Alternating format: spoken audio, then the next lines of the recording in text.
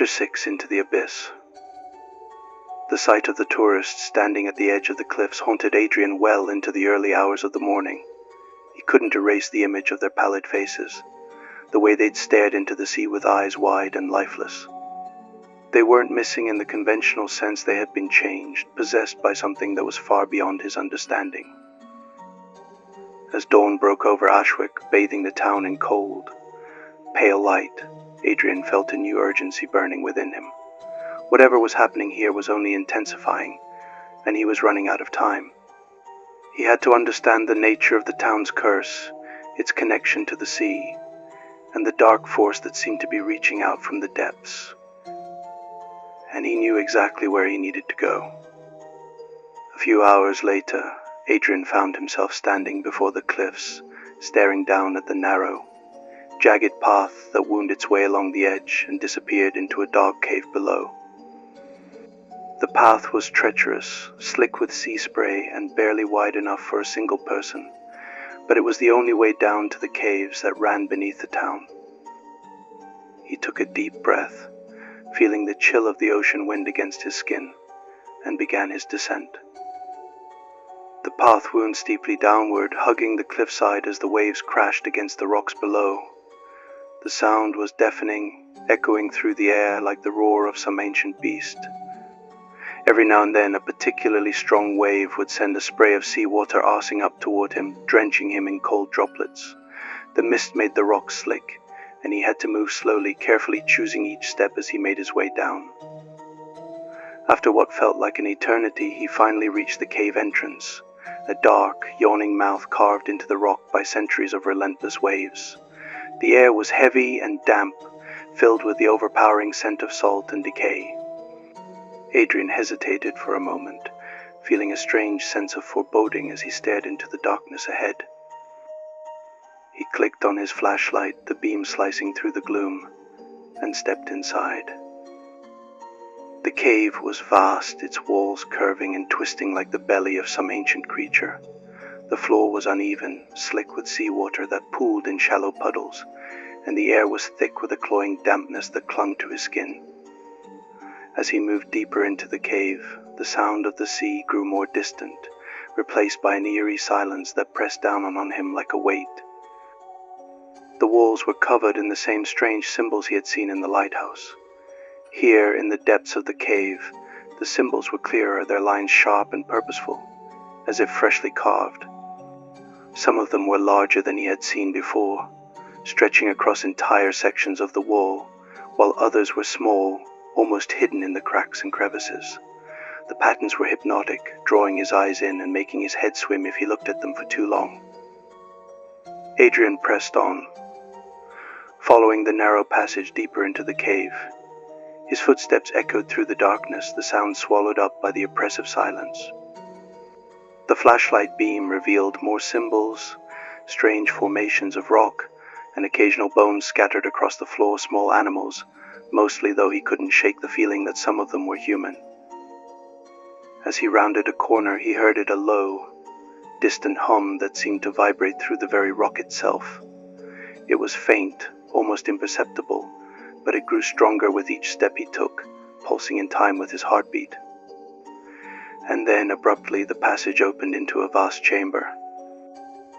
Adrian stopped, his breath catching in his throat as he took in the sight before him. The chamber was massive, its walls curving upward to form a dome ceiling that disappeared into the darkness above. The floor was uneven, sloping downward toward the center of the room, where a large circular pool of water lay, perfectly still and black as ink. The pool dominated the chamber, its surface unnaturally calm, as though untouched by the world outside.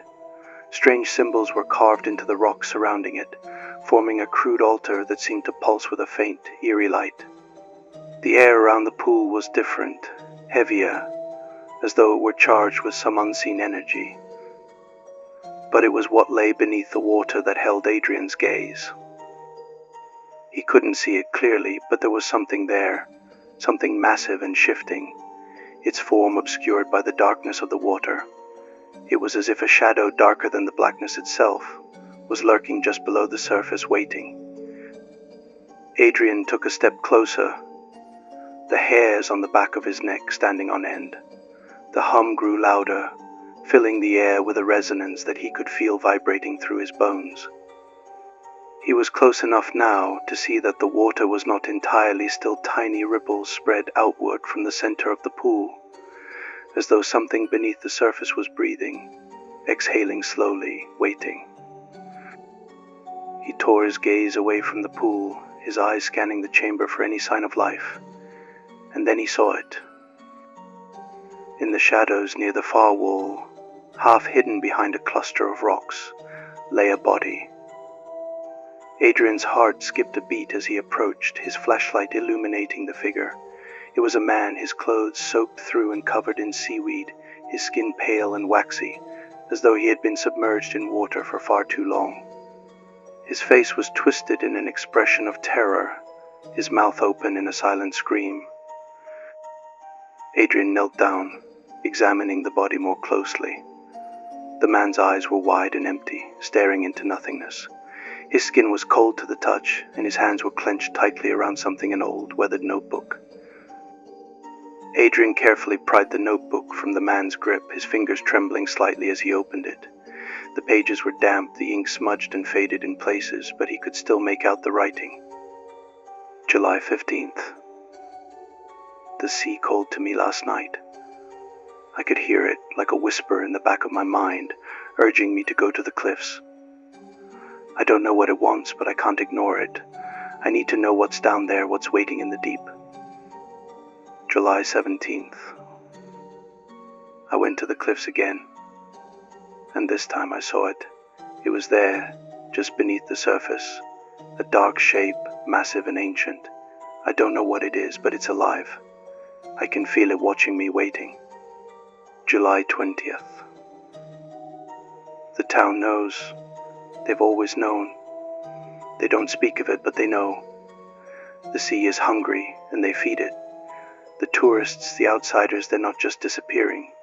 They're being offered sacrifice to the thing in the water. July 25th. I can't escape it. The call is growing stronger. I hear it even in my sleep. It wants me, and I don't know if I can resist much longer. I need to go to the lighthouse. I think there's something there, something that can help me understand. But I'm running out of time. July 27th. I went to the lighthouse, but it's too late. The sea, it's everywhere, it's inside me. I can feel it, like a weight in my chest, pulling me down. I don't know how much longer I can hold on. If anyone finds this, know that the town is part of it. They're all part of it. And the sea never forgets. Adrian closed the notebook, his heart pounding. The man's final entry confirmed what he had feared. The town was complicit in the disappearances. They were sacrificing the tourists, feeding them to the creature that lurked in the depths. He looked down at the man's body, a cold fury rising within him. How many others had been lured to their deaths by the town's lies? How many innocent people had been offered up to the thing in the water? As he stood up, he heard it again, a faint whisper rising from the pool, filling the air with its terrible, echoing resonance. He turned, his gaze drawn back to the water. The surface was shifting now, rippling as though something beneath was stirring. And then, slowly, a shape began to rise from the depths, a dark, hulking mass that seemed to stretch on forever, its form obscured by shadows. Adrian took a step back, his heart racing as the creature emerged.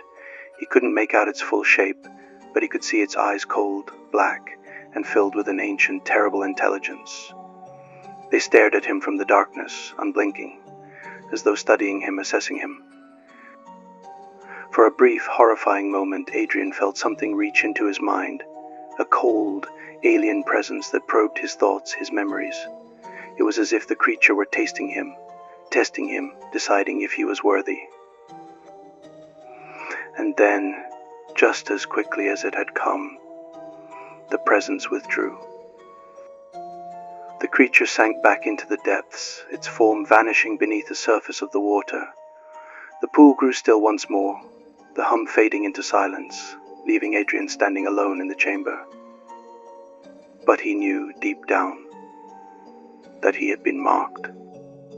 The thing in the water had seen him, touched his mind, and now there was no going back. He left the cave, his heart pounding, his mind reeling with the implications of what he had seen. The town wasn't just cursed, it was controlled, bound to the creature that lurked beneath the waves. And the people who disappeared, they weren't just missing. They were chosen.